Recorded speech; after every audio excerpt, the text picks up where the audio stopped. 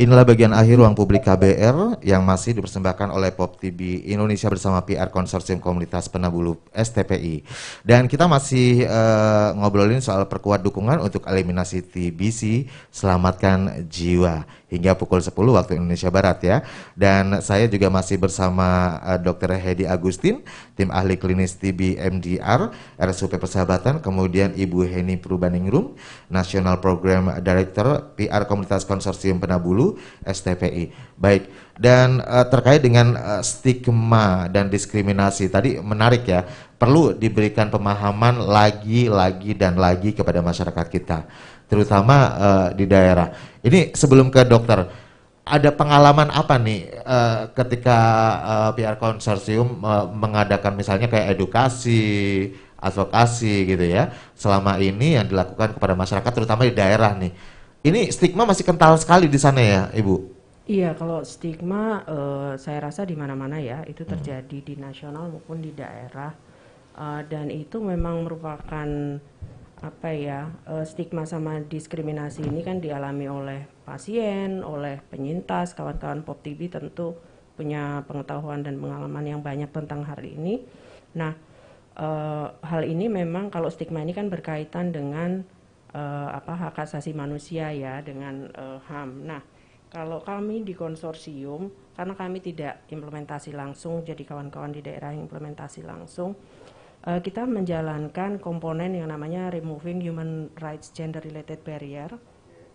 Nah, itu untuk bukan melawan tapi supaya stigma itu tidak lagi terjadi, supaya pengetahuan di masyarakat juga lebih baik begitu. Jadi ada beberapa kegiatan yang berkaitan misalnya tentang Know Your Right campaign, jadi ada kampanye tentang hak-hak pasien, kemudian juga pengembangan paduan dan pelatihan paralegal, kemudian juga kerjasama dengan organisasi bantuan hukum yang semuanya berkaitan dengan hak-hak pasien ya gitu. Kalau contohnya tadi kan yang saya sebutkan tadi, kalau di tempat kerja ada pegawai atau staf yang sakit TB kemudian dikeluarkan, nah itu kan melanggar haknya dia sebagai manusia maupun sebagai pasien gitu ya, untuk mendapatkan pengobatan yang layak.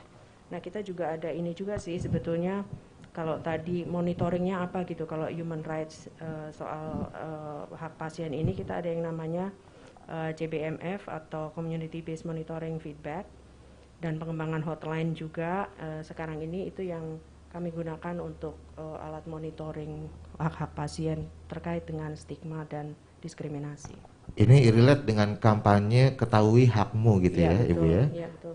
Baik, dan sekarang sudah terhubung dengan penelpon kami, ada Redi. Halo, selamat pagi. Halo, selamat pagi. Iya, silakan Redi.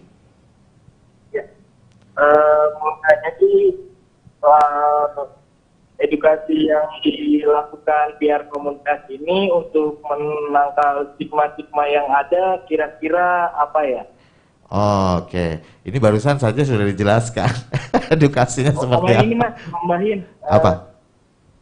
Sedikit cerita, waktu itu saya punya teman pernah, dia nggak ada gejala apa-apa, tapi dia tiba-tiba pas periksa terkena TB. Kira-kira kalau seperti itu, antisipasi yang harus dilakukan seperti apa ya? Apakah harus mengecek kesehatan 6 bulan sekali atau bagaimana? Tapi sudah didiagnosa TB gitu? Atau ada gejala-gejala TB? Dia tidak ada gejala apa-apa. tidak Kebetulan ada gejala apa-apa. dia didiagnosa karena waktu itu lagi tes kesehatan untuk magang, Mas. Oke, baik. Bapak Redi, terima kasih ya. Pak Redi ini selalu siap ya, Redi. Silakan dokter, bisa ditanggapi pertanyaannya Pak Redi. Saya coba jawab Pak Redi ya. Jadi memang banyak Pak Redi, orang-orang yang biasanya daya tahan tubuhnya baik, tapi dia tiba-tiba dalam suatu waktu dia daya tahan tubuhnya turun, misalnya karena stres atau kurang olahraga dan lain-lain. Jadi kuman yang sudah dorman dalam paru-parunya itu bisa menjadi hidup lagi, dan itu menjadi tanpa gejala, itu bisa.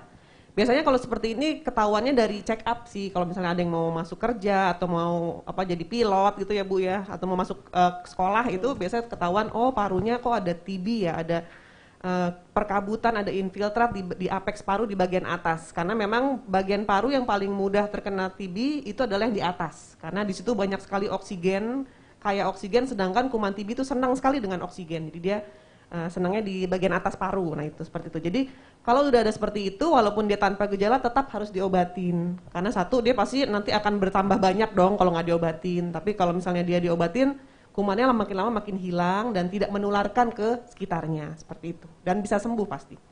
Baik, jadi jawabannya seperti itu ya. Jadi mesti diperiksakan Ya, lebih diobati dan diperiksa secara iya. lanjut. Nah, ini kan menanggapi tadi soal apa namanya, memang banyak ya yang bertanya soal stigma dan sebagainya. Ini masih menjadi masalah tersendiri bagi pasien TB. Iya. Ini seperti apa bisa diluruskan mungkin Kalau untuk saya sih stigma-stigma? dari pasien ya Bu, karena sehari-hari saya berhubungan dengan pasien ya. Kasihan juga sih pasien TB itu kadang di rumah aja udah dapat stigma Bu. Betul, betul. Itu alat makan dibedain dari yang lainnya. Aku bilang buat apa? Ini kan suami ibu kan dia sakit TB. Dahaknya itu si kumannya itu ada di dahak dalam paru-paru, bukan di air liur loh. Jadi nggak perlu tuh dibedain apa alat makan, alat mandi, cuci bajunya dipisahin, itu kan kasihan ya.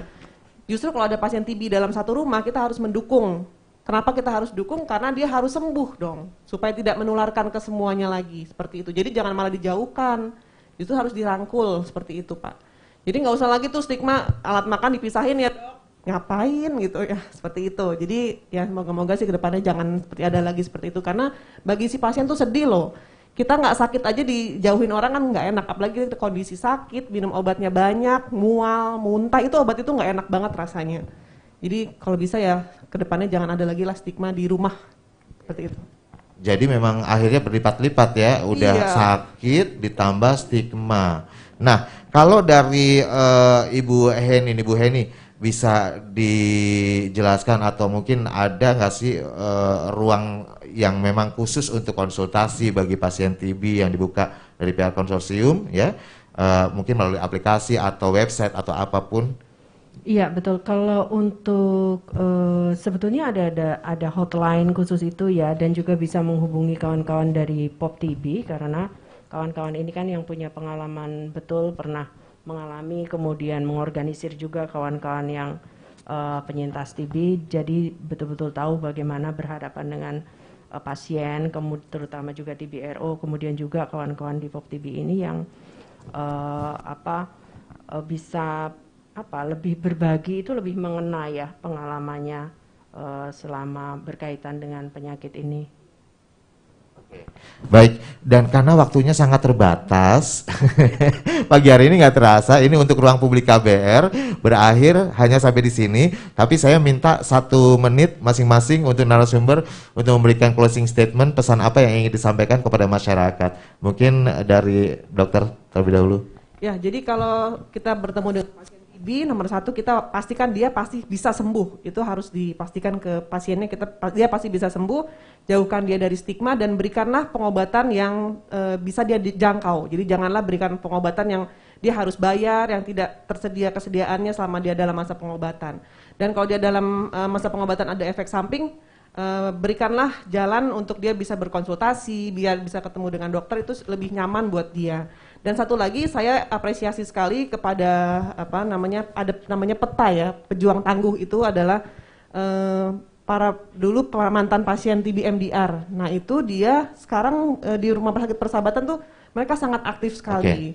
Itu sangat kami apresiasi sekali dari PETA itu. Kalau dari Ibu Heni, apa yang ingin sampaikan Bu Heni? Kami dari PR Komunitas, jadi kami mengajak semua orang untuk secara aktif terlibat dalam penanggulangan TB, dimulai dari diri sendiri. Mari kita selamatkan nyawa, mari kita selamatkan bangsa dari penanggulangan dari penyakit TBC ini. Baik, sesuai tema kita hari ini, perkuat dukungan untuk eliminasi TBC, selamatkan jiwa. Tetap optimis ya untuk mengeliminasi TBC ini.